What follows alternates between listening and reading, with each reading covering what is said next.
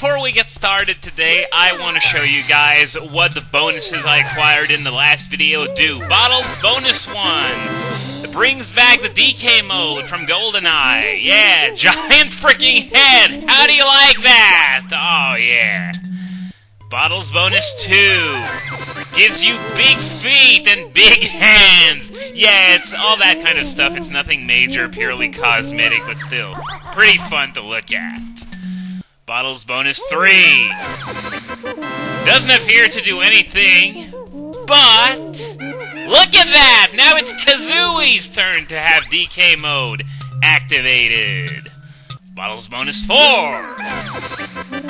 Sausage Banjo! I love this one. I'm sorry about that, it's just so awesome. Bottles Bonus 5. Sausage Banjo with big feet and hands.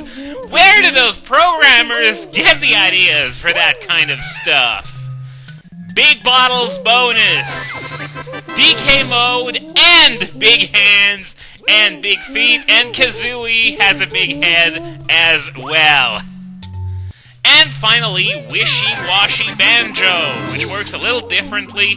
It actually transforms you into a washing machine. Now, why a washing machine, I don't really know, but yeah, of course it has to do with Wishy-Washy Banjo. But why did they get the idea for that? I have no idea. Note that the washing machine actually blows chunks in this game. Don't use it for anything serious. Mumbo will also accidentally transform you into one on occasion. Okay, now that we are finally done with that, we are back at the entrance to Clanker's Cavern, which is World 3, and the obligatory water level in this game. Thankfully, it happens relatively early, so it's not that difficult. Now, there's one new move to learn in this world, but as he's saying, it's hidden rather well. You really gotta go out of your way to find it. And this level also introduces a new type of enemy, those that are hidden in holes in the wall. You want to do that when you get near one. Activate the rat-a-tat trap so that as soon as the monster comes out, it gets murdered by Kazooie.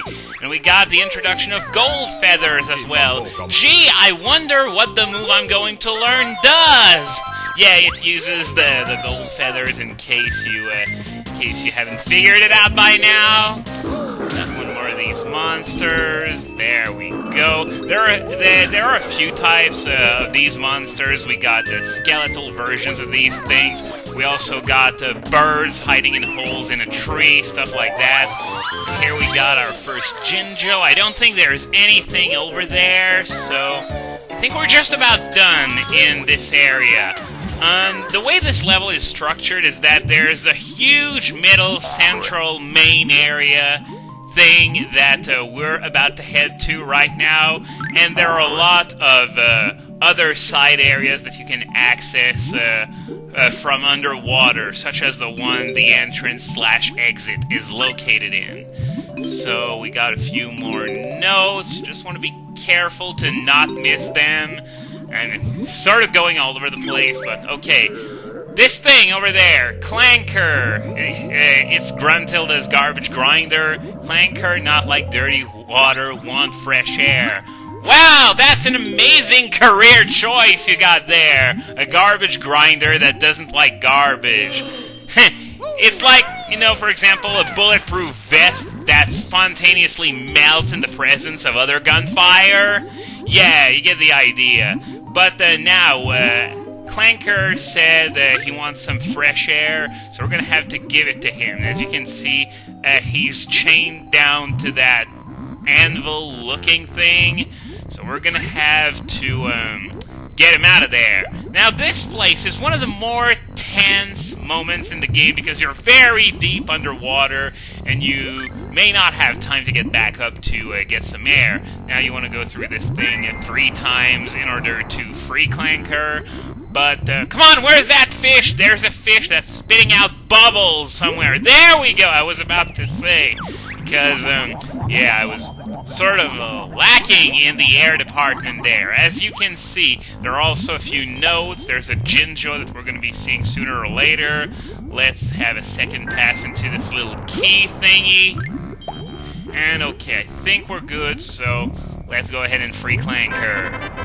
Now, I don't believe you lose air during dialogue or cutscenes or such, which is really good news because it would suck if you went through that queue with like 2 units of air left, and then the camera returned to Banjo and Kazooie and they're dead all of a sudden. So yeah, my air is still full, so I'm just going to grab these notes here. It's not very thrilling, I know. It's the nature of water levels in general. It's not very entertaining to watch someone swim around slowly. And, yeah, I gotta make those detours to get those bubbles as well, because, as I said, this is pretty deep underwater, and not only would it be very, very time-consuming to just head back up every time it started to get low on air, but getting low on air... Whoa, there. Oh, come on! I missed that note twice? Okay, time for some air, because it's starting to get low. Okay, now... third time's the charm, hopefully. There we go. So there is a Jinjo on the opposite side of that key, I believe. There we go. And I'm just going to grab that bubble to make sure that I'm going to have enough air to make it back to the surface. 2 bubbles, or one right after the other. I can take that too. And, yeah. Very thrilling! I'm sorry about that. I'm not the one who designs those water levels. It's, as I said, it's a bit more interesting to play because, as I said, the fact that you're so deep underwater means that it's fairly tense.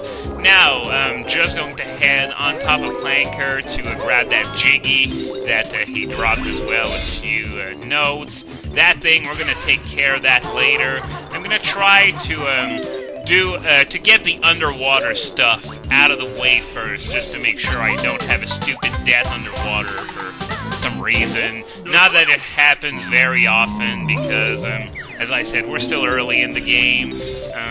These levels haven't gotten very difficult yet. So let's just head up there while I'm there. Might as well make it worth my time. Just have to be careful, because... that tail is going all over the place. Okay, good. So now you want to shoot, I think, 3 eggs at this cage, and it opens, paving the way to a Jiggy. Now we saw a few more notes down there, along with those wall monster things. Alright, so 16 Mumbo tokens. There are only 5 in this level, meaning that the 4 that I got from Gruntilda's Lair, the 10 from Treasure Trove Cove, plus 5, that means that when I'm done here, I should have 19.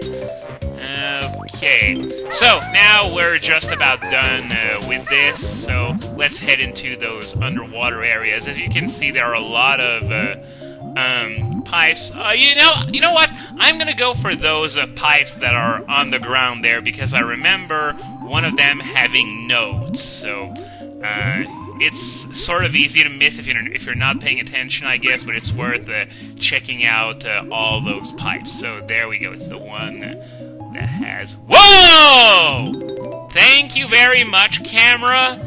I gotta say, it really controls really, really badly when you're facing the camera. It's like everything's the opposite of what you're used to, and gonna get back up there. I know I missed 2 notes, by the way. You don't need to tell me that.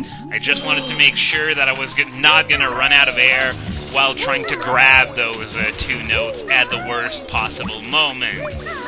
So I guess we're gonna have to head back down there, and no, by the way, you can't recenter the camera behind yourself underwater, which is very annoying. Otherwise, you just know that I would have done it. I would have done it a few times when I was down in that lower area earlier on as well, but nope, can't do that. So yeah, it's still the 64-bit era. They were still experimenting with camera controls and stuff like that. But anyway, we got those 2 notes, so here we got some red feathers, and I don't think I took a look at that pipe over there, but I'm just going to grab some air to make sure that, you know, in case it's something important, that I actually have enough time to grab whatever's in there. Let's get back down. Okay. What do we got there? Oh, some gold feathers. That's pretty good. I'm going to grab them, I guess.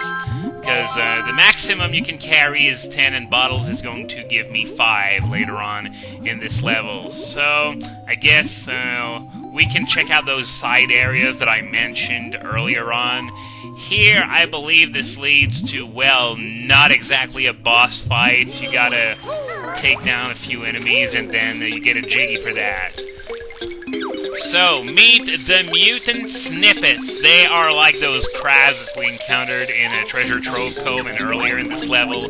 But as you can see, those are heavily mutated with one really big eye and one really big pincer. So, sort of like Kingler, but with a big eye.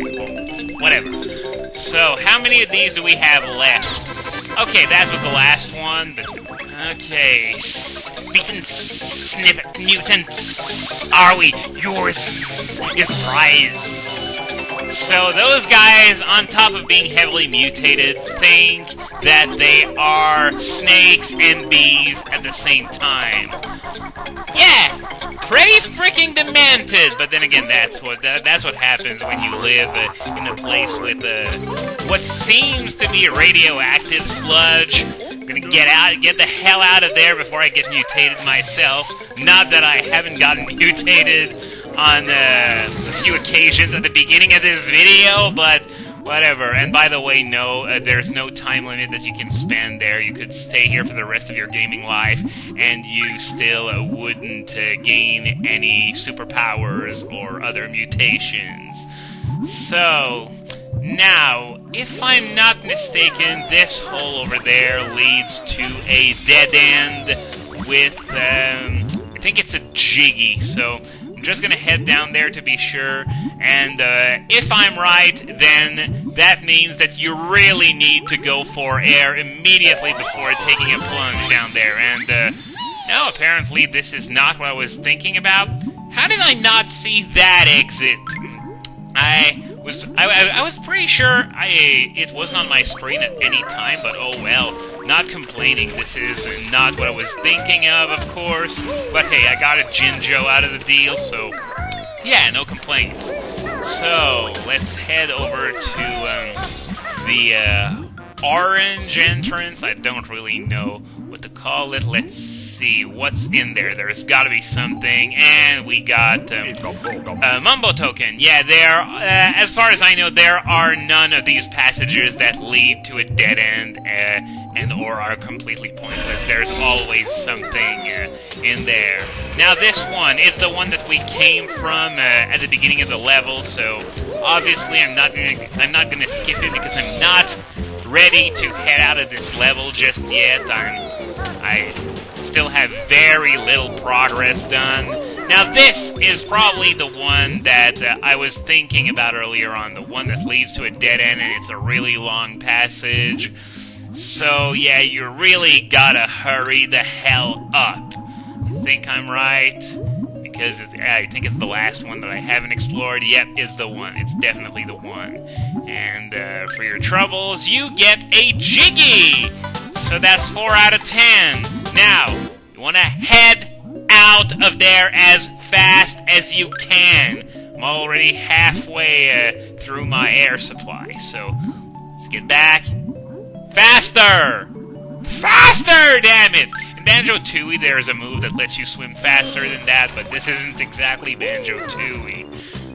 Okay, still have, I have less than 30 seconds left, so I guess I'm gonna kill that poor sap over there and call it a day. So next time in Banjo-Kazooie, we are going to explore the remainder of Clanker's Cavern, as well as Clanker's innards. Yeah, sounds like fun, right?